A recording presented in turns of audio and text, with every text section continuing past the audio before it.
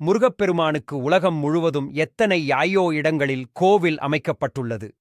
இவற்றில் பல கோவில் வித்தியாசமான வழிபாட்டு முறைகளை கோன் அண்டியிருக்கும்.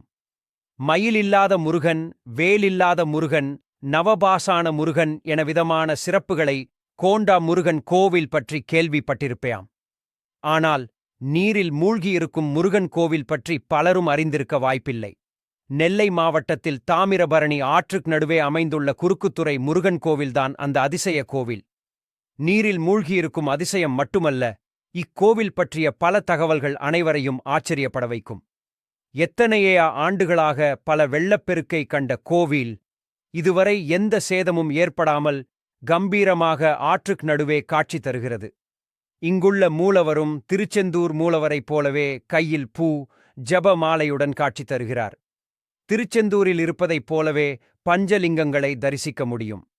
மழைக்காலங்களில், தாமிரபரணியில் வெள்ளம் ஏற்படும் காலங்களிலும் இந்த கோவில் நீருக்குள் மூழ்கிய நிலையிலேயே இருக்கும்.